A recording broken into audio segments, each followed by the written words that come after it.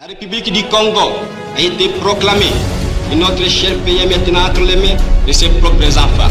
Je ne suis pas né pour m'accrocher au pouvoir. L'idée est de ramener la paix. La population attend beaucoup de ce gouvernement. Il faudrait qu'on puisse réécrire l'histoire de notre pays. Je vous demande à tous d'oublier les querelles tribales qui nous épuisent.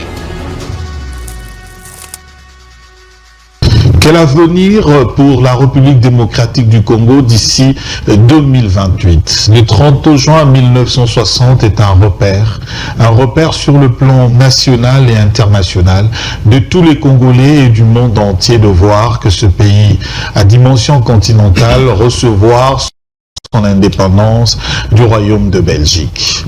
Ce 30 juin a déjà créé un conflit le jour même de l'indépendance entre le président de la République, Joseph Kasavubu, et son premier ministre, Patrice Emery Lumumba. Un discours improvisé qui relate pratiquement tout ce que nos aïeux ont connu pendant cette période de colonisation.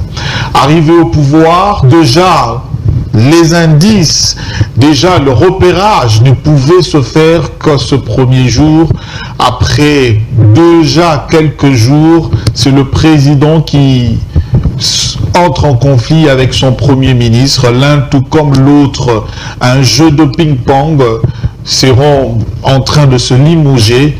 Alors on se pose des questions de ce conflit. Kasavubu Lumumba va arriver. Un drame, c'est la mort de Patrice Emery Lumumba, une première génération de politique en République démocratique du Congo qui prend le pouvoir, mais qui se termine par la perte d'un pionnier de l'indépendance, Patrice Emery Lumumba. Avec une solidarité, Lumumba se retrouve en prison. Tous les politiciens congolais parlant un même langage, ils ne pouvaient aller à la table ronde si Lumumba n'est pas libéré. Voici les conséquences. Lumumba décède, il est remplacé par un autre premier ministre. C'est un cercle vicieux, des conflits en conflits. On se rappelle le conflit Lumumba, Kasavubu, conflit Tchombe, Adoula, etc. Le pays se divise en trois. D'un côté, Kinshasa, le pouvoir reconnu sur le plan international. De l'autre côté aussi, le Katanga, un pouvoir qui était déjà en train d'être reconnu. Et de l'autre côté, la nouvelle République du Congo avec Antoine Gizenga. 64 ans après, une question est posée. Ce pays qui a de l'avenir, ce pays dont on parle souvent, recouru dans les discours de politiciens, de grands mondes, et on se pose la question, quel avenir pour la RDC qui rentre dans ce cercle de conflits et de guerre d'ici 2028? Répondre à toutes ces questions, bien entendu, liées avec l'actualité du moment en RDC. Félix Tshisekedi parle aujourd'hui du haut de la tribune des Nations Unies pour la 79e session de cette grande organisation du monde. Que va-t-il dire alors que la candidature également de l'appui démocratique du Congo est attendue dans le Conseil de sécurité comme membre permanent, de questions qui taraudent les esprits, mais également un membre au sein du Conseil international, je crois, du droit de l'homme, toujours, la République démocratique du Congo comme candidat. Des questions qui taraudent les esprits pendant que ici à Kinshasa, on parle déjà de l'arrestation d'une certaine Denise Mukendi Dissochoa qui aurait propagé déjà de faux bruits et se présentait justement en bourreau d'un de confrères, ancien confrère Jacques Ndala et aujourd'hui politicien, qu'on l'aurait sodomisé. Donc, de questions qui taraudent les esprits, nous allons bien entendu évoquer d'autres points importants. Répondre à ces préoccupations, nous recevons pour vous en direct, enjeu de l'heure, Maître Claude Ngoma, qui est secrétaire général d'un grand parti politique. Je viens justement d'oublier les noms. Congo Mon Héritage. Congo Mon Héritage. Nous n'avons que ce Congo comme notre héritage. Maître, bienvenue. Merci beaucoup, mon cher Roland Issou. La santé. Non, la santé est impeccable, comme vous le constatez, mais seulement... Et on se sent, hein, on sent que maintenant, vous vous retrouvez dans votre peau, dans votre place, en tant qu'administratif et secrétaire général, donc ça vous va. Hein? Oui, ça me va, mais sauf que c'est une tâche lourde, parce que il faut comprendre, il faut mener la politique, l'organisation administrative du parti, et de l'autre côté, il faut chaque fois chercher à se placer à l'actualité, en termes de position du parti aux questions de l'ère. Donc, et plus loin encore, il faut voir l'implantation du parti. Donc, c'est une charge lourde pour moi. Parti est, et surtout que le parti il est actuellement membre de l'Union Sacrée. Oui, nous sommes membres de l'Union Sacrée. Congo, mon héritage est dans le regroupement 4AC avec l'honorable Peter Kazadi. Et donc, nous sommes là, nous soutenons la vision du chef de l'État, nous soutenons les les actions du gouvernement souminois, et surtout dans leur détermination de chercher à remettre la paix dans la partie orientale de notre pays. Donc voilà, nous sommes là pour accompagner l'action du gouvernement. Merci maître. Alors, de réclamation, on va commencer par cet élément de la famille du défunt, du feu ministre de la Défense, du gouvernement Kimba, le feu Jérôme Anani, qui aujourd'hui, sa villa sur l'avenue de l'enseignement dans la commune de Kasavubu est spoliée. Alors, sa fille Marie-Jeanne Anani Aka fait un plaidoyer et un mémo auprès du ministre d'État, ministre de la Justice, pour que justice soit rendue à cette famille de récupérer sa villa spoliée par l'Ordre national de médecins du Congo. On va suivre cet extrait de cet élément et on va revenir pour continuer justement dans les vifs du sujet. Effectivement, comme on a ezali Anani Marie-Jeanne, Nazali Mwana est ancien ministre de la Défense nationale, l'ancien président Mobutu Abomaka Bango avec M. Kimba Evariste, Mamba Alexandre, Bamba Emmanuel, Anani Jérôme. Ils allaient à Awanakata de martyr, ils ont le 2 juin 1966. Raison n'a pas la bune ezali après l'Iwawana, assassinat politique, on a eu confiscation à Babien. Papa n'a tiki au moins 9 maisons na kata ville à Kinshasa, 8 maisons à Kinshasa, moko na Bukavu et pas à Salaka Moussala. Mais ti lelo banda kwana eza récupéré. Na entrée à Afdel a récupéré ndako oyo en venu de l'enseignement oyo ordre de médecin ezali. Bandimi ba futeli ndako pa na ngai tango Musée Kabila kufi ba e changer bango ba komi ba propriétaire. Ti lelo naza ko yeba te. Ngai kolonda ko na libanda bango na kati.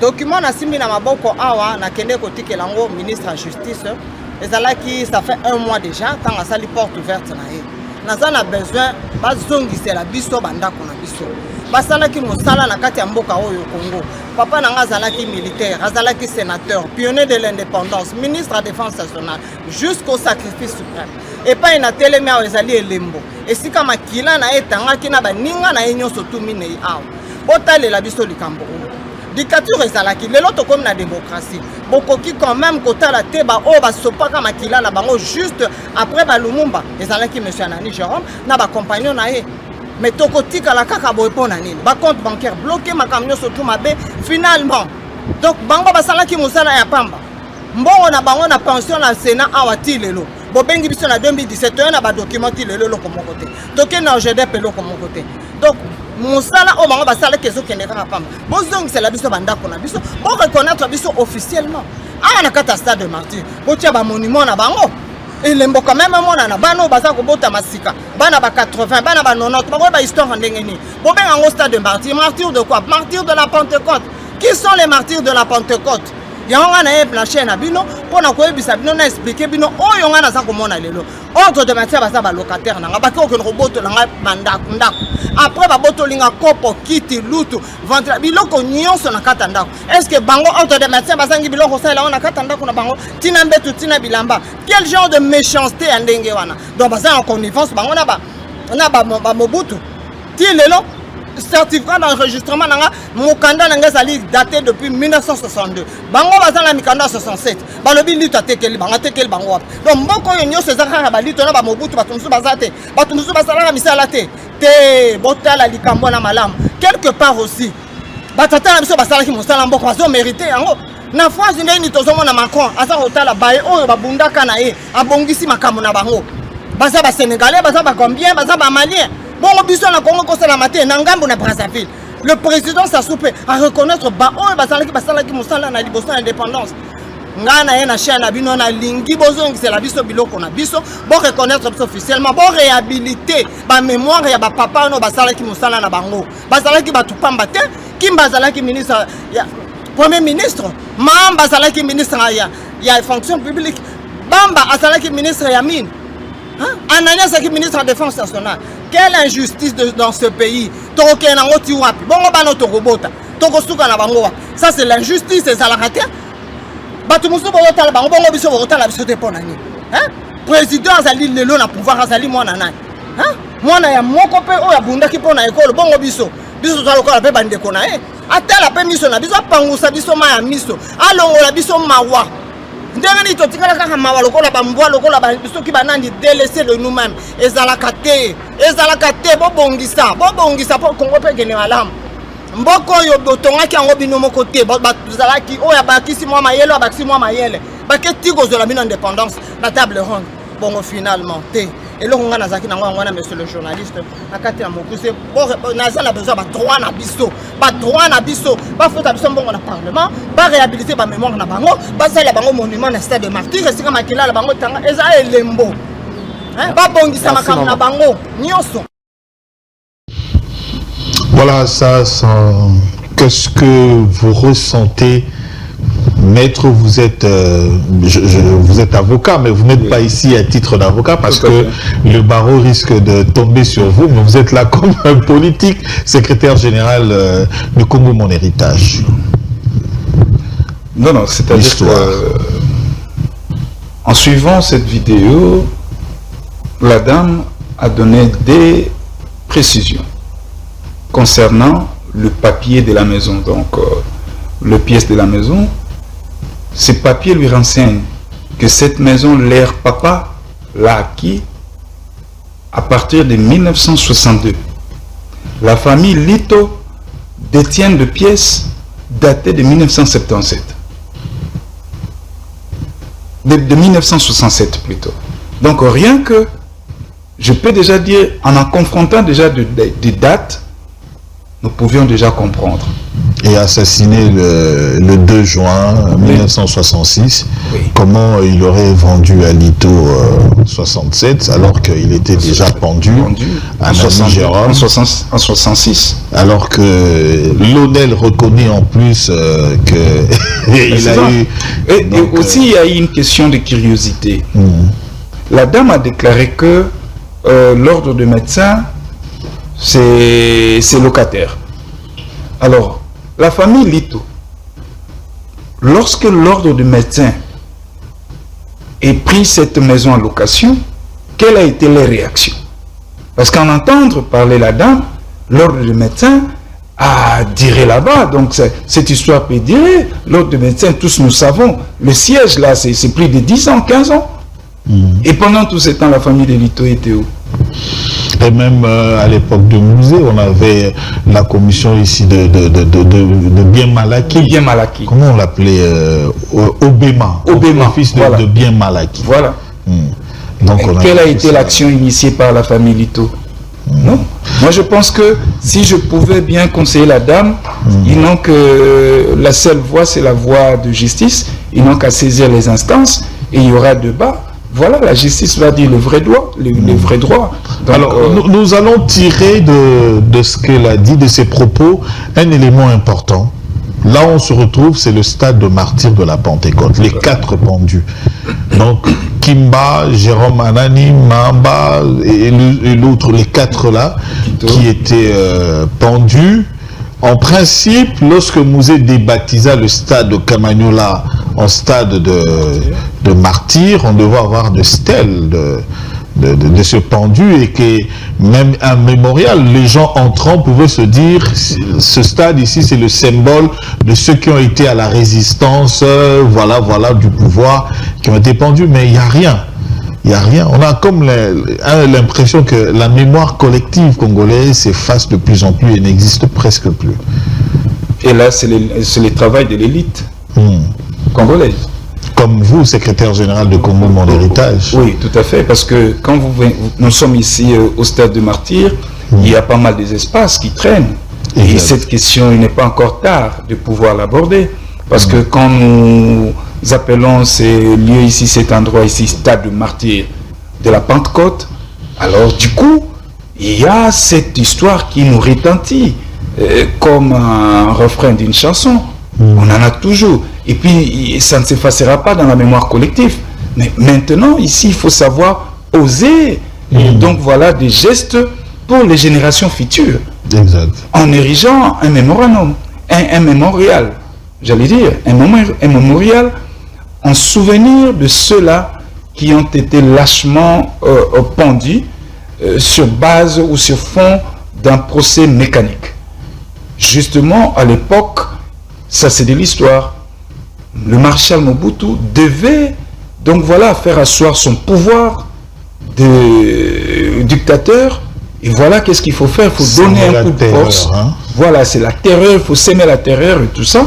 On va passer par un procès mécanique qui va conduire à l'exécution de ces 4 pionniers de l'indépendance. Et donc, moi, j'ai dit à nous, les intellectuels, à nous, les élites, surtout politiques... Un grand travail à abattre. Hein, c'est un grand travail à abattre. 64 ans après, c'est pas facile. C'est pas facile. Parlons de la mémoire collective. Le 4 janvier 1959, chaque 4 janvier, il y a férié dans ce pays. Est-ce qu'il existe un mémorial écoutez, pour les martyrs, par exemple, de l'indépendance, du 4 janvier, voilà, la veille de l'indépendance? Et quand vous évoquez la question du 4 janvier, la fête de martyrs de l'indépendance, mais aujourd'hui, moi je demande au gouvernement, je demande même aux élites députés nationaux d'enlever, d'extirper cette date comme férié. Pourquoi? Parce que le cimetière où on a enterré 4782 martyrs, juste ici, Sayo Kasavubu, et ce cimetière aujourd'hui spolié, vendu, et aujourd'hui c'est un supermarché qui est là. Qu'est-ce qu'il y a un terme qu'on utilise lorsqu'on bafoue un lieu, un cimetière, on utilise le terme viendra pendant que nous sommes en train de... Mais je vais vous dire, mon cher ami, comment on peut arriver là? Il y a un supermarché, il y a un quartier qui s'élève, il y a le lieu de plaisir qui se lève, alors que ça devait être un lieu de recueillement, un lieu de l'histoire, un lieu touristique en même temps pour... et Kasavubu devait être vraiment cette commune-là qui accueille cette mémoire collective de martyrs de l'indépendance. Voilà l'absence d'une très bonne culture politique. Nous avons une très mauvaise culture politique. C'est une analyse autocritique, je le fais. Parce que si nous étions sérieux dans notre démarche politique, cet endroit ne devait même pas être spolié. Très bien. Ne devait même pas être spolié. Qui peut accepter aujourd'hui la tombe de ses parents soit vendue? Et profanation même. Voilà, le terme est arrivé. Voilà. Profaner le lieu de nos martyrs. Et ce sont les Indo-Pakistanais. Est-ce qu'un Indien peut vendre à M. Claude Ngoma aujourd'hui la tombe de Mahatma Gandhi pour ériger une boutique? C'est la grande question, il faut se poser. Mais les autorités congolaises... Mais les autorités ça n'a même pas été désinfecté parce que la dernière personne à être enterrée pour la désinfectation, il faut attendre 50 ans. Cela n'est pas le cas. Non, cela n'est pas le cas. Et qui est vendu cela? Qui a autorisé cette vente? Donc c'est là, il y a tout un questionnement, il faut nous posons. Parce que ce n'est pas normal, mon cher Roland. Ce sont nos repères. Ce sont nos repères. Aujourd'hui, le 4 janvier 2025. On n'a pas de repères. On n'a pas de repères. Le 4 janvier 2025, ça sera férieux. Mais un férié à vide. Un férié à vide. Où est-ce que nous allons nous recueillir pour se souvenir encore de nos martyrs? Voilà pourquoi moi ici, j'interpelle toutes les autorités. Toutes les autorités, Monsieur le ministre de l'Intérieur, Monsieur le ministre des affaires foncières. Le gouverneur de la ville. Le gouverneur de la ville. Voilà, ça doit être, aujourd'hui, ça doit être un débat. Un débat. Et prendre même des mesures conservatoires. Exact. Prendre même des mesures conservatoires, que ces supermarchés soient fermés. Parce que c'est une insulte à notre mémoire collective. C'est une insulte. Oui, donc, et tout ça, c'est fait parce que aujourd'hui, il y a cette manque d'une très bonne culture politique. Aujourd'hui, notre culture politique ne respecte plus les valeurs. Nous ne portons plus de valeurs citoyennes. C'est une culture des injures aujourd'hui, hein, même quand on passe à la télé. Hein. Voilà. On est communicateur de ceci, communicateur de cela, mais le seul mot qui sort de la bouche, c'est d'injurier, de vilipender. On n'est pas constructif, on le sent. Oui. Quel avenir pour le Congo aujourd'hui, lorsque déjà, dans la gestion des partis politiques, de mouvements politiques, nous avons cet aspect de choses. Parlons-en un peu aujourd'hui. Maître Ngoma, lorsque on prend cette configuration de parti politique, donc vous êtes vous-même secrétaire général, hein, donc d'un parti politique Congo Mon Héritage, quand on regarde comment ça fonctionne dans notre pays, vous avez déjà évoqué l'absence de la culture politique. Et deuxièmement, c'est la matrice qui produit l'homme politique congolais. Exact. Nous sortons de quelle matrice? Le parti politique au Congo ne forment pas. Ce sont des partis politiques de façade. Ok. Je parle de partis politiques aux normes standards. En Afrique, tels que j'ai dit, ANC, Ampela, tous ces grands partis, vous voyez qu'ils ont des écoles de formation, ils ont des universités. Mais ici, l'homme politique n'est même pas préparé. N'est même pas préparé. Et ce n'est pas aujourd'hui. Ça date. Prenez même nos pères de l'indépendance. De quelle école sont-ils sortis? Du néant. Il n'y avait pas d'école, hein, c'était... oui, c'était des révolutionnaires, l'impopération. L'improvisation. Voilà. Ils avaient l'amour de servir la patrie, mais ils n'avaient pas le prérequis. Pas le prérequis, c'est ça. Contrairement à nos amis africains, comme le Sénégal, où Sédar Senghor était déjà député d'outre-mer. Houphouët-Boigny siégeait déjà comme député d'outre-mer à l'Assemblée nationale française. Mais ici, posons-nous la question, Lumumba est sorti d'où? Mais c'est pas une injure, hein, c'est une analyse critique et fondée. Hein. C'est une analyse. Et la conséquence était quoi? Après l'indépendance, quelques mois après, il y a eu télescopage. Exactement. Pourquoi? Parce que on a eu des élites, mais qui n'ont pas été préparées à la gouvernance. Ils n'ont pas été préparés à la gouvernance. Et voilà le piège qui leur a été tendu par le Belge. Le Belge, en nous donnant l'indépendance, ils ont parti avec tout ce qui est papier et crayon. Kassavou arrive président de la République, il a du mal à prendre l'ordonnance loi. Et qu'est-ce qu'il va faire? Il faut rappeler les Belges comme des conseillers. Lumumba, Premier ministre. Il faut avoir des Belges comme des conseillers dans son cabinet. Et c'était comme ça. Et c'est pourquoi moi, Claude Ngoma, en réfléchissant, je l'ai toujours dit, l'effort de l'indépendance avorté. C'est avorté cet effort-là. Donc il fallait attendre les années 80 comme le professeur Van Bersen. Voilà, il fallait attendre. Nous avons eu l'indépendance, oui, mais après, qui ont pris la manette du commandement. Mais c'était pour moi, je vais dire, des... Voilà, j'ai fourni cet effort d'être un peu élégant parce que je ne peux aussi pas... Il n'y avait pas d'universitaires, ça il faut qu'on le dise. Oui. Il n'y avait pas d'écoles de partis, tu as évoqué déjà, parce que des partis, pour la plupart, c'était des partis de souche...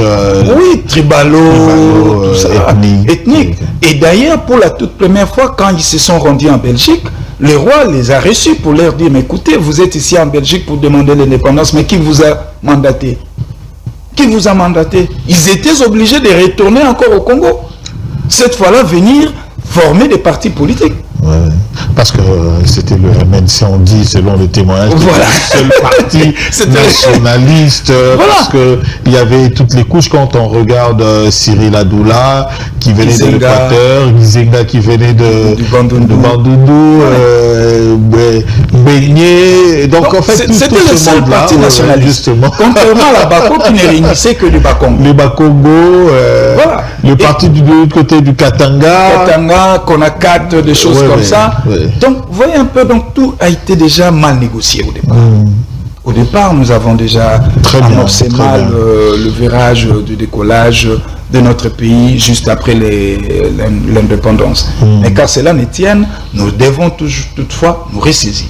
Très bien. Mais malheureusement, pour se ressaisir, il faut penser à l'organisation, au vrai sens du mot, de nos partis politiques. Parce que c'est de là où l'on épuise des élites politiques pour prendre la gestion politique et la gouvernance de notre Mais pays. le problème aussi, maître, lorsqu'on regarde, par exemple, la configuration de fonctionnement des partis américains, les gens pensent qu'il n'y a que deux partis politiques.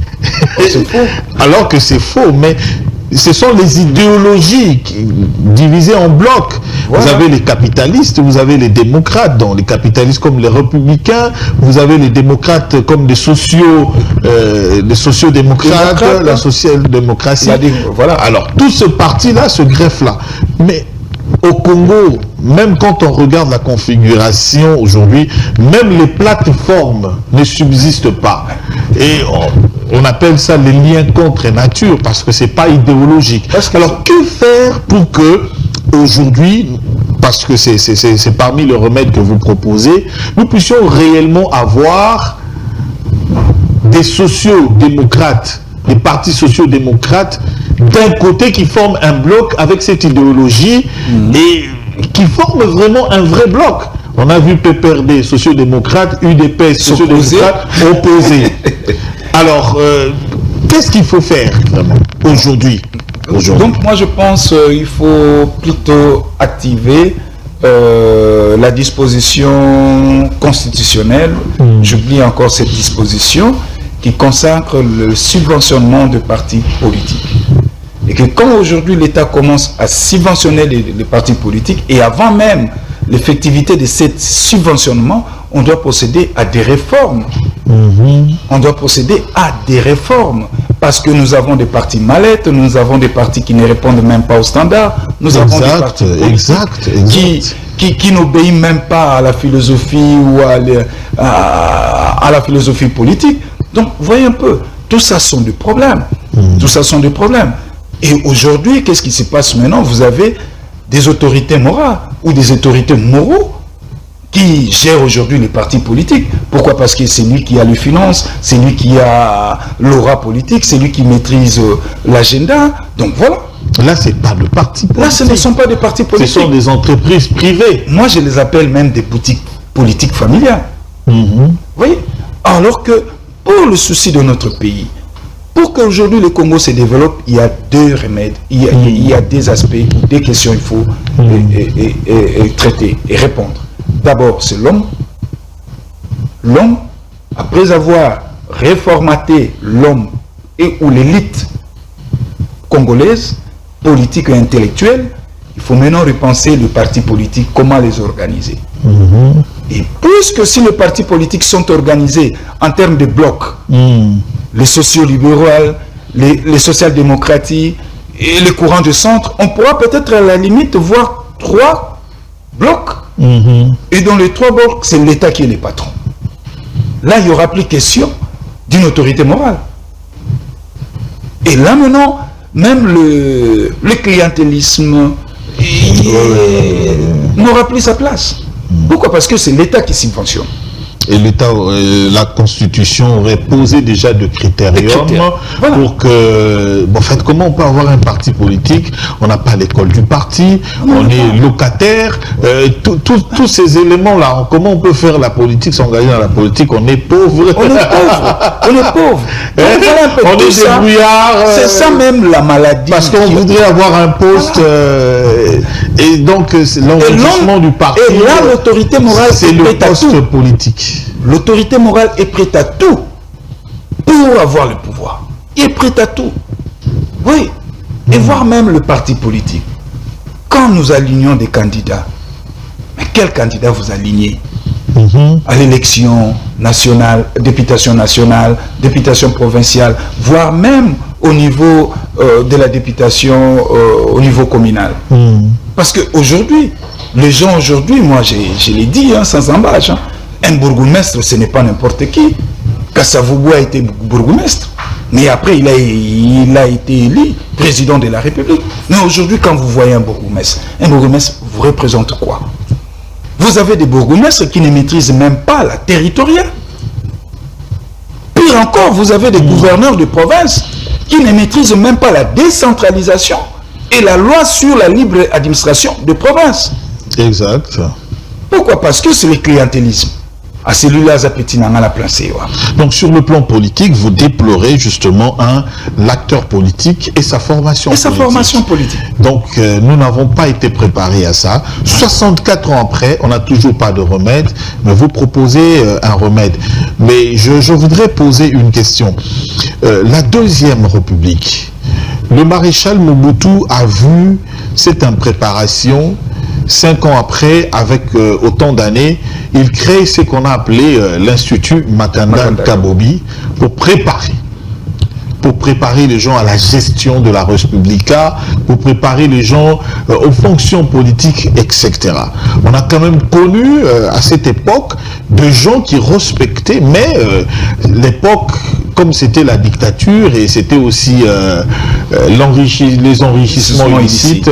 Alors, est-ce qu'on ne peut pas aussi proposer cette même formule-là, que ce soit au niveau de chaque formation politique, comme vous l'avez dit, on pourrait avoir 3 blocs ou peut-être 4 blocs, parce qu'aujourd'hui, avec le parti vert, les écologistes, il y a aussi une autre tendance, il y avait les centristes, il y a aussi les écologistes.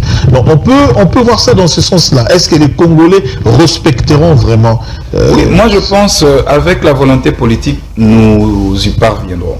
Mais concernant le parti politique MPR, au début, Mobutu avait une grande vision sur ce parti, mais après la jouissance du pouvoir, Mobutu, l'MPR, ne donnait plus crédit et confiance plutôt à sa même formation politique. Preuve seulement, pendant 32 ans, l'MPR n'a pas eu de siège ici au Congo. Nous avons été au Congo, grandi ici. Je n'ai jamais vu le siège administratif ou social de MPR comme parti politique.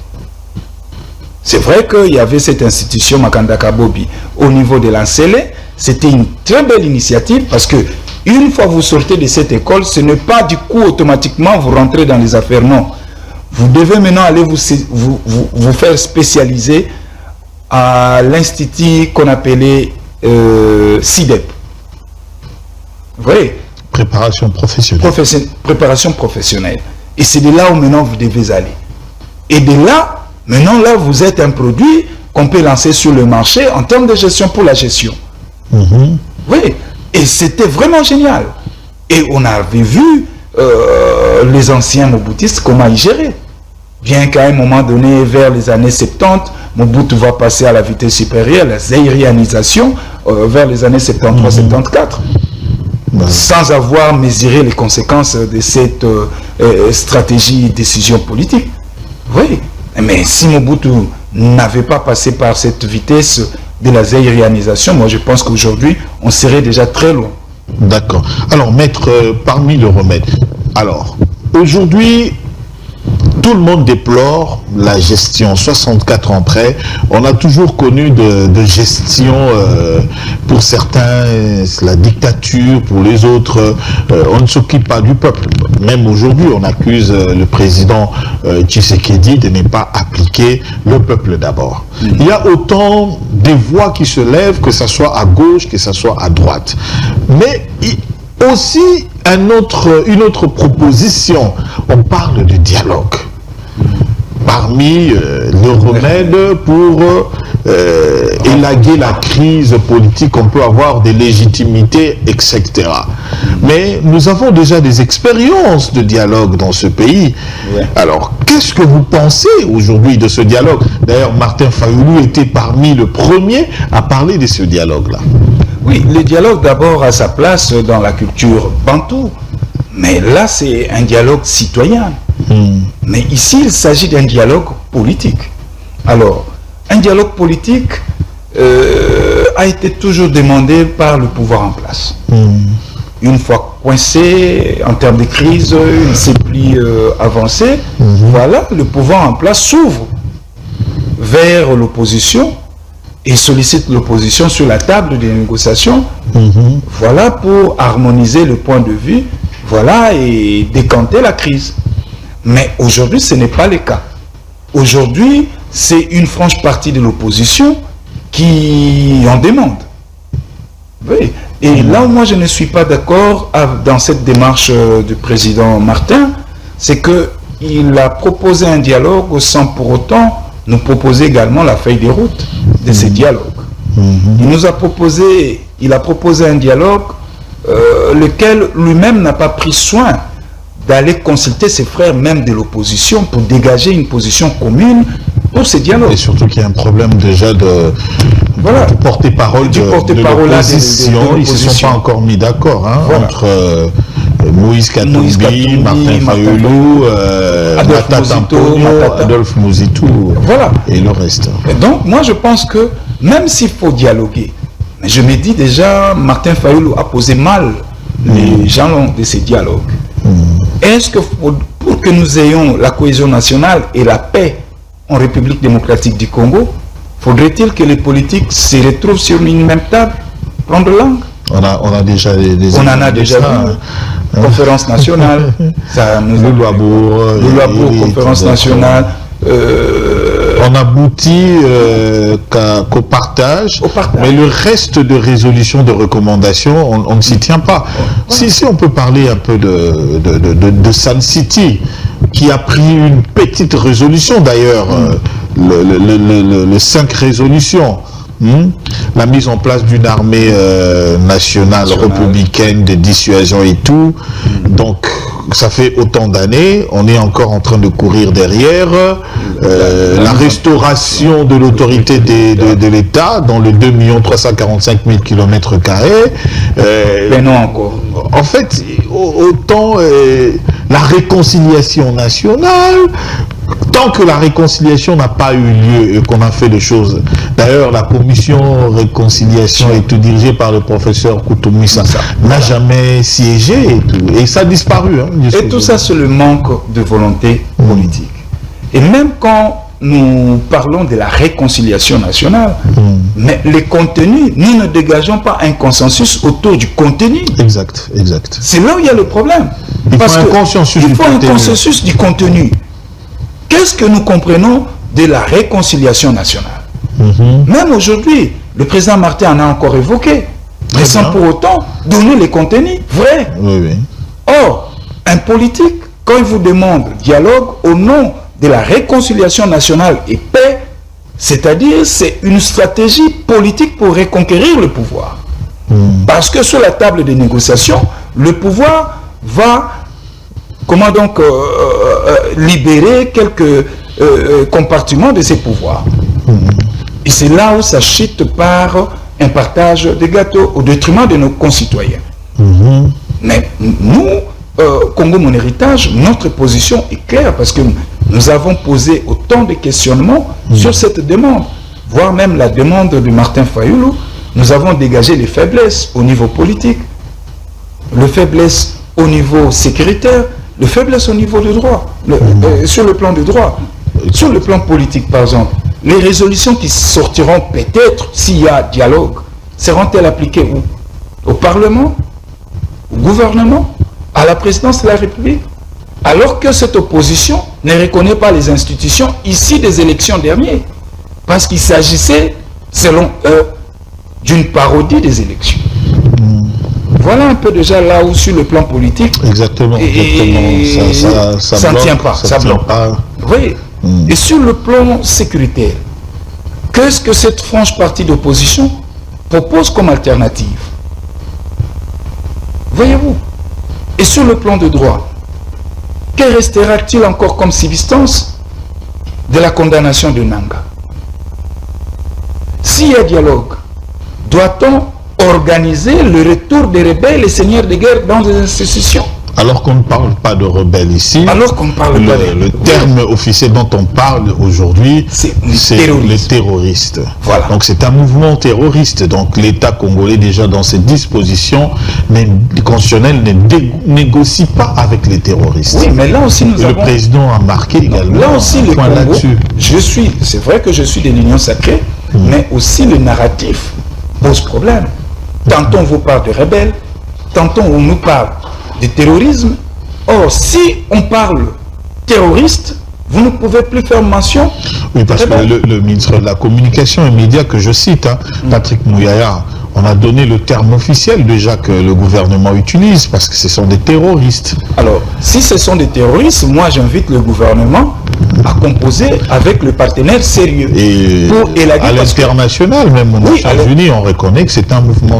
Comme c'est un mouvement terroriste, pour extirper aujourd'hui le terrorisme, il faut coaliser avec le partenaire sérieux.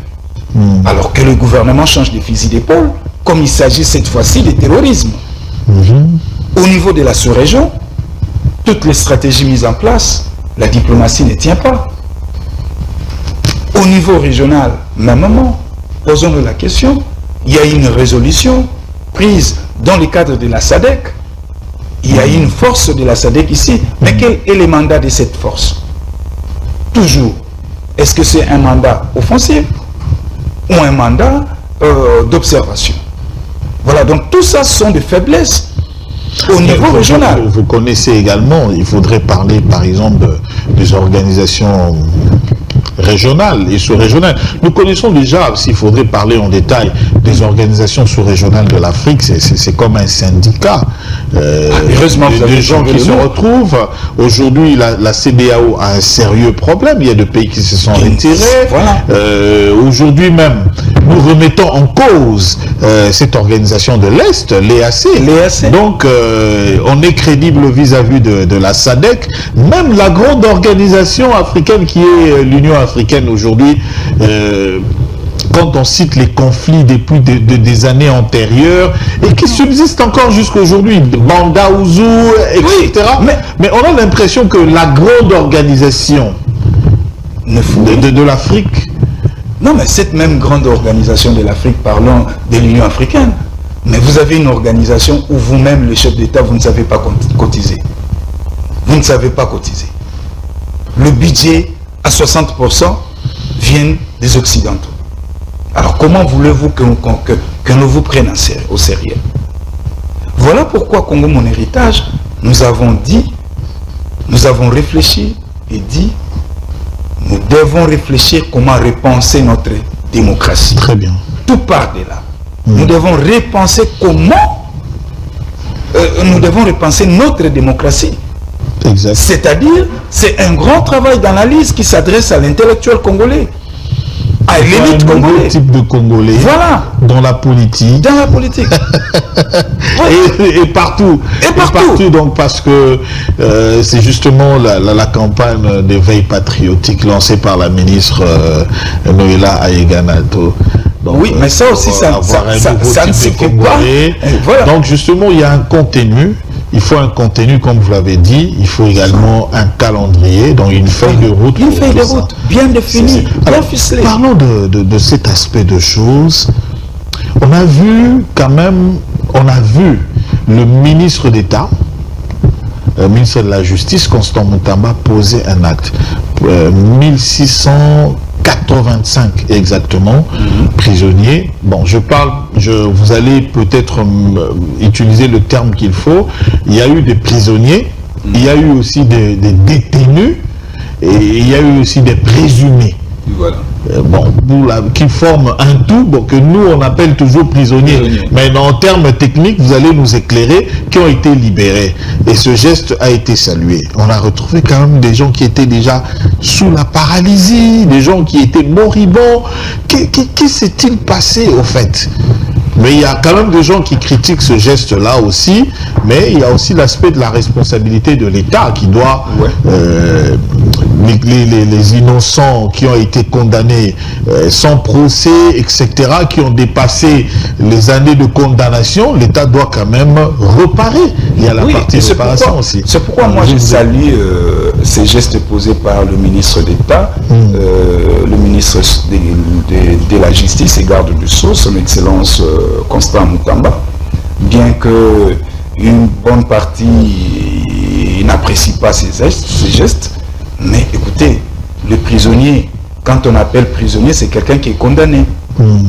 Quelqu'un qui est condamné à 6 mois, 7 mois, 10 ans, voilà, celui-là c'est un prisonnier. Il y a un procès, il y a un procès, un arrêt de condamnant, mais un prévenu c'est quelqu'un où les dossiers sont encore pendant la justice et que la justice n'a pas encore bouclé.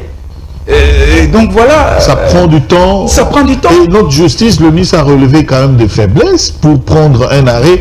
Ça vous prend 2 ans, 3 ans pour une affaire comme vous savez, les juges ont toujours dit, maître, nous allons dire les droits dans les temps impartis par la loi, dans les temps légal. Normalement, c'est 1 mois, c'est 30 jours. Le temps légal, c'est 30 jours. Mais vous verrez, plus de 6 mois. 2 ans, le ministre a dit 2 ans. C'est pas moi, c'est le ministre qui a dit 2 ans. Et ça il n'a pas menti. Il y avait des gens qui ont attendu, je suivis dans les témoignages, des gens qui parlaient, qui disaient 22 ans, je fais 22 ans. Et parlons même de prévenus. Un prévenu doit se retrouver dans des maisons d'arrêt. Voilà. Au Congo, nous n'avons pas de maisons d'arrêt.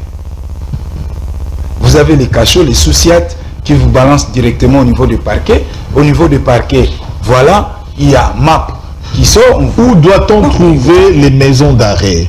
Au niveau de parquet ou au niveau de commissariat? C'est la question fondamentale, parce que les gens ont besoin de savoir. Non, mais c'est au niveau des parquets. C'est au niveau des parquets. Vous savez, notre appareil de justice, le gouvernement, en tout cas, doit mettre suffisamment de moyens pour construire des palais de justice, des maisons d'arrêt, oui, et voire même de prison. Parce que depuis 60, je dirais même, depuis 57, que la prison centrale a été construite par les Belges, jusqu'à nos jours, on n'a rien construit. Les Angenga, les Boulouo, tout ça, ce sont les œuvres de colons. Exactement. Nous, on n'a rien construit. On n'a rien construit. Je me rappelle encore vers les années 2009, 2008, 2010, il y a eu ces partenariats avec l'Union européenne qui nous a aidé un peu à réfectionner certains parquets et puis d'autres... C'était en quelle année encore je me rappelle vers 2008-2010. Parce qu'il y a eu un moment aussi avec le ministre Célestin Lwangui qui a essayé de réhabiliter, de mettre quand même dans les conditions... Voilà, c'était dans cet esprit le gouvernement musée. Hein. Oui, c'était ça. Alors, ici le problème c'est quoi? Cette question, nous avons d'abord je vais dire, nous avons une très mauvaise politique incarcérale. Vous avez une prison construite pour 1500 personnes. Mais aujourd'hui, nous en avons plus de 20 000. Et la conséquence, c'est quoi? Par semaine, le parquet envoie aux prisons plus de 300. Sans tenir compte de la condition de leur incarcération. Le manger, ça pose problème. Les soins de santé, parce que si bien que vous êtes donc voilà condamné, mais vous avez droit à la vie. Vous avez droit à la vie. Vous devez manger, vous devez être en bonne santé. L'État doit donc droit aux soins. Aux soins. Mais regardez les gens qu'on a fait sortir par monsieur le ministre Constant. Moribond. Donc, et ça là même, si ces familles on savait même le droit, ils peuvent même ester l'État congolais en justice. Tout ça sont des dossiers. Mais comprenez comment notre pays fonctionne. Et donc, moi j'encourage encore monsieur le ministre garde du Sceau, Constant Moutamba, d'en faire encore plus. Et à un moment donné, ils sont en train de fustiger la décision prise par le ministre de ne plus déférer les prisonniers et comment les prévenir et autres aux prisons de Makala. Mais ça tient. Le ministre n'a pas interdit aux magistrats d'envoyer les gens à Makala, mais envoyer les condamnés. Alors, est-il possible aujourd'hui de passer à la réforme du Conseil supérieur de la magistrature? Oui. Oui, pourquoi? Parce que moi je vous dis... Parce que lorsque déjà les jugements sont rendus au nom du peuple congolais exécutés au nom du chef de l'État, donc on devait penser que quand c'est au nom du peuple congolais, en fait l'intervention de tous les acteurs également dans cette structure-là. Tout à fait. Soit le chef de l'État, soit le ministre de la Justice. Oui. Parce que j'ai vu comme un bras de fer, le ministre de la Justice parle, le Conseil supérieur de la magistrature dit aux magistrats, continuez à faire votre travail. Donc il y a déjà un bras de fer. Alors quel est le rôle du ministre de la Justice en ce moment-là? Il est ministre étiquette ou il est ministre qui doit rendre la justice? D'abord, ici il y a un problème. Le ministre de la Justice est là pour réorganiser ces secteurs de la justice en termes des réformes. Et veiller à ce que le droit soit réellement dit. Oui. Et à cela, il ne doit pas se substituer comme une sentinelle derrière les juges. Non. Ce sont des réformes. Par des réformes, c'est de là où nous allons. Parce que quand nous disons que l'état de droit, en fait, l'état de droit, c'est l'idéal à atteindre. Et pour atteindre cet idéal, nous devons procéder par des réformes de fond. Exact. Un peu. Un arrêt de la Cour constitutionnelle contredit tout ça pourquoi? La Cour de cassation, etc. Je vais vous dire pourquoi. Ça donne pourquoi pas... Parce que nos juges, aussi, nos magistrats aujourd'hui sont clochardisés. Vous avez des magistrats, un magistrat au Congo vous touche quelque chose comme 1500 $, mais sur taux de 144. Imaginez-vous. C'est presque tous les fonctionnaires aussi. Hein, voilà, c'est presque tous les fonctionnaires. Alors qu'un magistrat, c'est un haut fonctionnaire de l'État. Voilà. Vous devez le mettre dans des conditions pour les contraindre à ne pas se verser dans des pratiques bizarres. Voilà, on termine avec, avec cette question qui fait justement le show dans presque tous les médias, les réseaux sociaux. On parle de l'arrestation à Brazzaville de Madame Denise Dussochoa, Denise Mukendi, qui aurait ordonné que Jacques Ndala soit sodomisé dans les cachots de l'ANR. Alors, maître, ça vous fait quoi? On termine là. Mais non, c'est grave. Moi, comment je vais dire? Donc là, je suis vraiment joyeux aujourd'hui d'être informé de l'arrestation de cette dame, Denise Mukendi Dussochoa. Pourquoi? Parce que des révélations graves que la dame a mises sur la place publique, exposant même nos services de sécurité.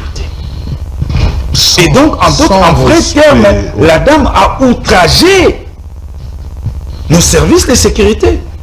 Suivez bien, il faut bien la suivre dans ces différentes vidéos. Et il demande même aux services de sécurité de lui remettre une enveloppe costaud pour aller achever votre confrère qui est en exil, Perrault Louara. Et la même dame fait des déclarations. Vous ici, vous utilisez les conditionnels. Mais lui n'a pas utilisé les conditionnels. Elle n'a pas utilisé les conditionnels. Il a dit, c'est moi qui ai donné l'argent à ces services pour qu'enfin votre confrère, Jackie Ndala, soit sodomisé. Et ce qui blesse là, c'est que ce n'est pas la victime qui a fait ces révélations, mais c'est son bourreau.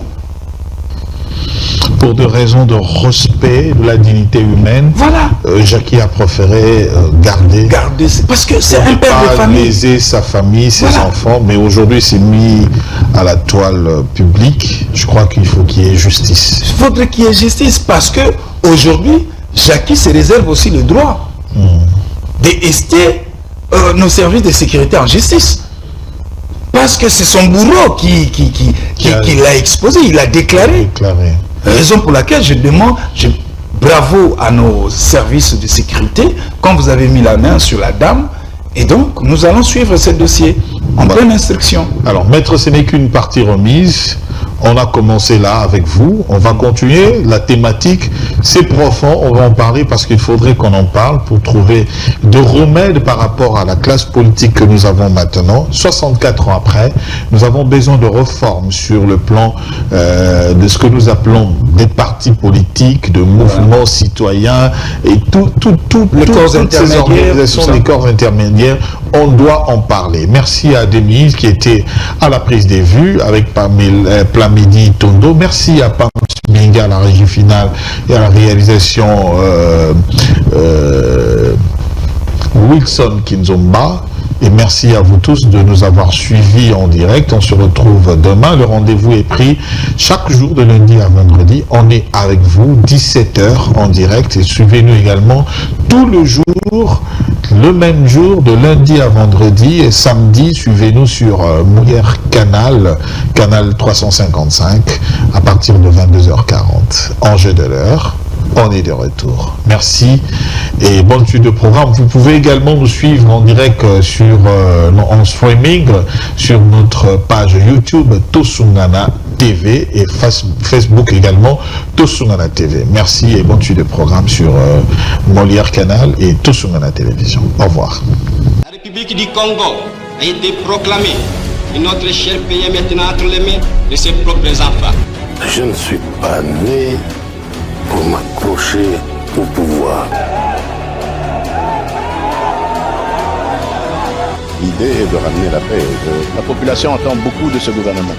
Il faudrait qu'on puisse réécrire l'histoire de notre pays. Je vous demande à tous d'oublier les querelles tribales qui nous épuisent